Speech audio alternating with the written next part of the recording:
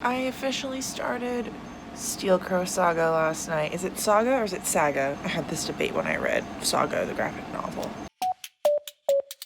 I have only read the prologue, which is like 15 pages, and nothing grabbed me yet.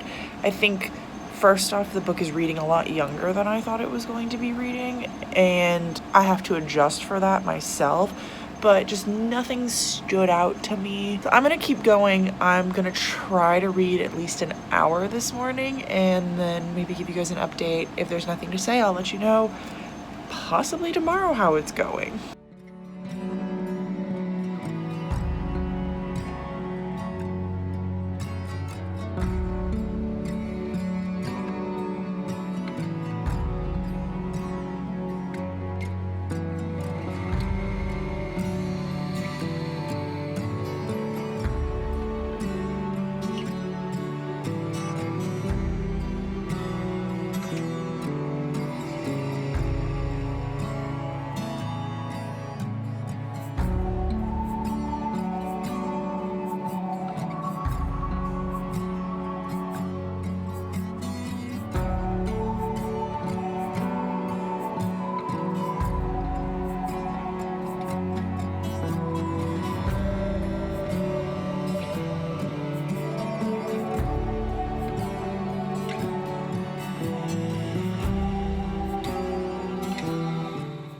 Okay, so today is the same day. I've changed clothing because I am now at my parents' house and we are going to be painting some more. If you saw my vlog from a few weeks ago, I don't remember exactly how long ago, we were painting one of the rooms in the house, and today we're finishing up one of the other rooms in the house / like 3 other rooms in the house. Anyways, so I am officially at page 120 of Steel Crow Saga.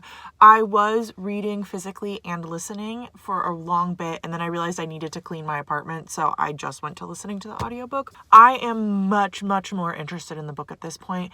I really like Tala and her chapters. She's the one that's traveling with like the Steel Prince, and she has the Crow partner and her brother, and I really am interested in them and I want to know more about all of their magic and stuff, but I don't totally care about Lee and the princess, and I don't trust the princess. I don't know how much in this video I'm going to spoil, but I still don't have a good grasp of what the plot is going to be. Right now, I'm feeling like I'm really enjoying it, but it's not like the greatest thing I've ever read. What more can you ask out of a book? I also think that did I say this? It's reading a lot younger than I was anticipating. I was expecting it to be much more adult. And while the characters are in their 20s, just something about the writing makes it feel YA, and I haven't quite put my finger on what yet, but if I can figure that out, I will also let you know. Sorry for the weird angle, but my phone needs to be charging while I'm talking to you. So I've officially made it to page 200 in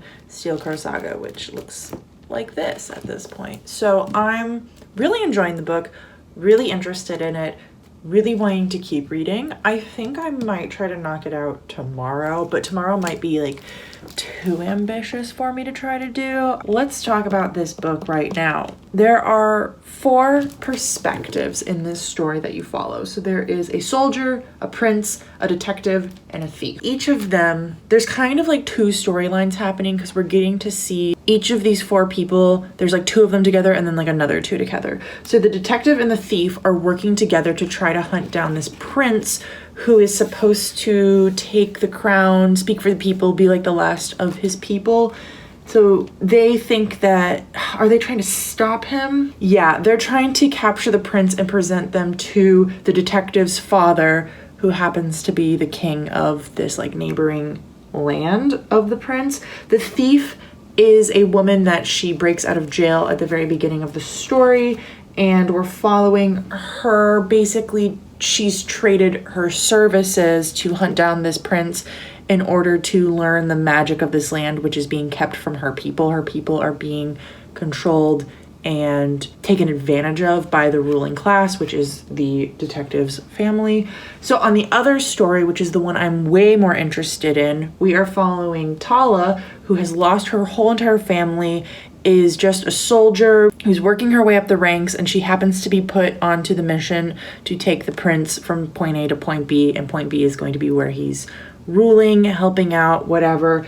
And while they're on their way, their path gets stopped somehow, and her and the prince basically end up together, the two of them trying to work their way up to where he needs to be safe. And they're like fighting people together. And it's really interesting because she has what's called, is it a shadow animal? I'm like 40% through this book, and I'm having a hard time remembering some of the words. It's because I was listening to it while I was painting today, so I like didn't catch, like I know what's going on and I can talk about it, but I might not know the exact terminology that they use. She has like this magical animal companion, which is like a soul creature, and some other people in the book have it too. It's like a very common thing for the upper class to have. Well, the people of this one race to have. So she has one, and the prince thinks that it's enslavement. He is against, oh my God. I don't know if you guys could hear that, but someone's having a day out there. He thinks it's enslavement. He thinks it's not fair. He thinks that it's impure. His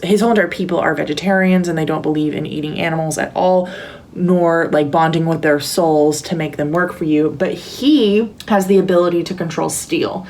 And that's kind of an interesting thing because that's where you get this blurb that's on the front cover, which is Pokemon combined with Avatar: The Last Airbender, because you get this like animal companion on one side versus almost elemental magic on the other side.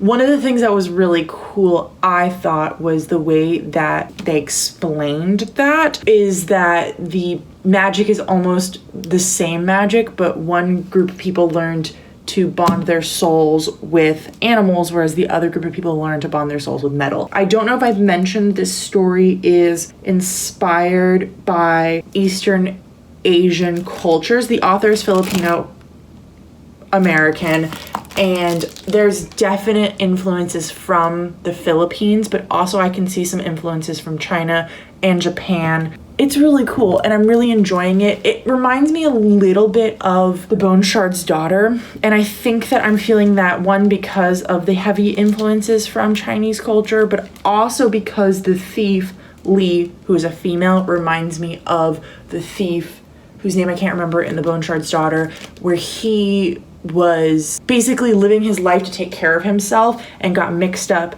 and accidentally doing some good for the world. And Lee's kind of in the same situation where she's just a thief trying to take care of herself, and she's kind of gotten forced into doing good for the world. So that's where I get that connection from. I'm enjoying it. I think I like this better than that, and I'm really enjoying it. At this point, if I had to guess what I would rate it, it's going to be a 4-star.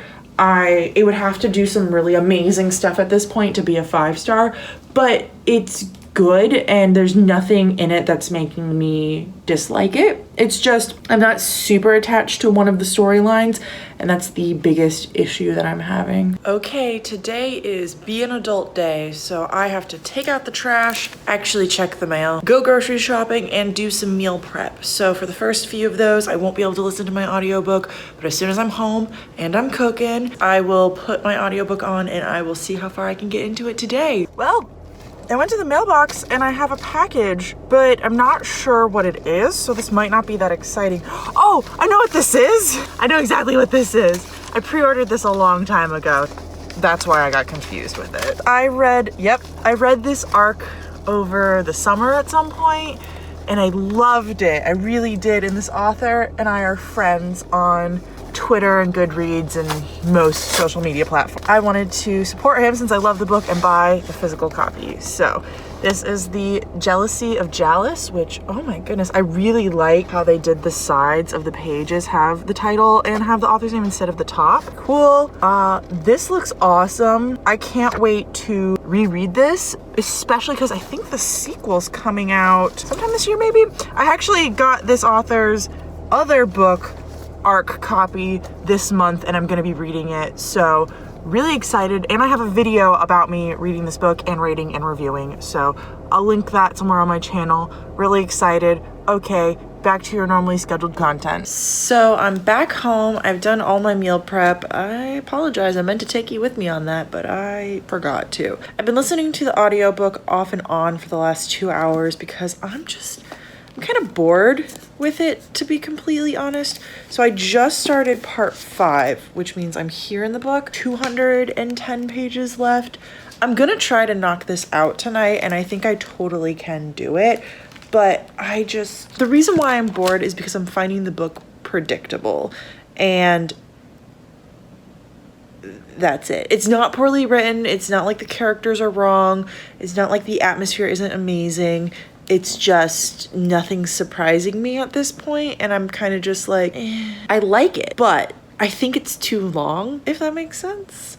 I'm gonna keep going. I'll try to check in with you guys maybe around the 400 page mark. Okay, so part 6 is in 75 pages and part 7 is 60 pages after that. I have no clue when part 8 is, but I know it's gonna be really close to the end of the book.